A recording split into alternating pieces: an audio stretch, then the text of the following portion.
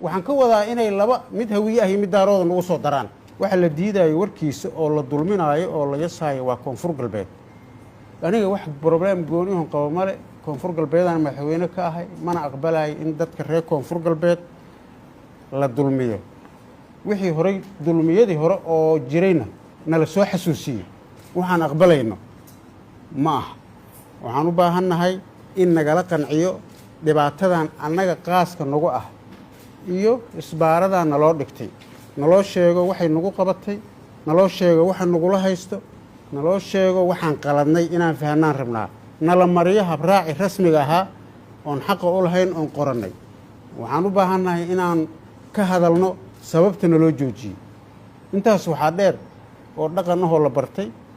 dadkii soomaaliyeed iyo dadka hadda caadaystay inay reer koonfur galbeed dulmiyaan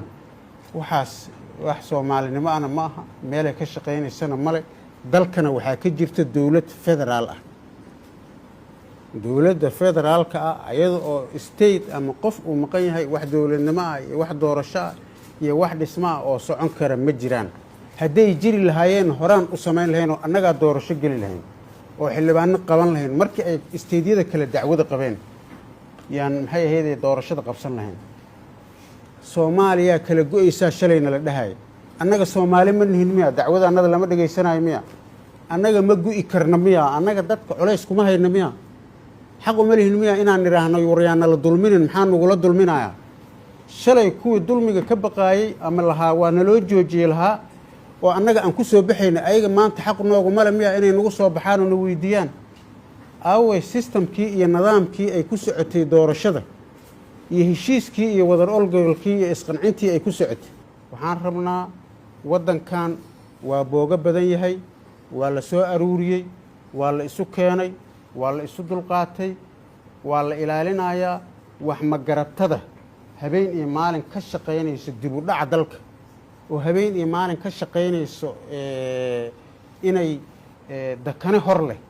iyo dhibaato hor leh iyo qalaqaybin hor leh dadka soomaaliyeed ku suubiso inay joojiyaan dib u dhacana ay ka daayaan wax allaale wixii mas-uuliyad ka timaadana ayagaa qaadaya mas-uuliyaddooda annagana ilaahay baa markhaati ka ah waa ogtihiin waxa aan ka soo marnay dowladnimada soomaaliya haddana mowqifkiiyaan ka taagannahay ma rabno inuu hal maalin dib u dhaca uu dhaco ma rabno in hal maalin gadaal loo noqdo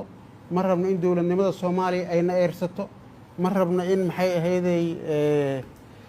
aan soomaaliya caqabad ku noqonno weliga annagana kumaana noqono haddana ku noqon mayno soomaalina waa og tahay ilaa iyo 60kii xornimada la soo qaatay ilaa iyo maanta soomaaliya waxaan u taagnay dowladnimadeeda iyo xornimadeeda iyo wadajirkeeda iyo midnimadeeda haddana sidiiyaan ugu taagana laakiin waxaanan yeelaynin dulmi annaga gaar noo ah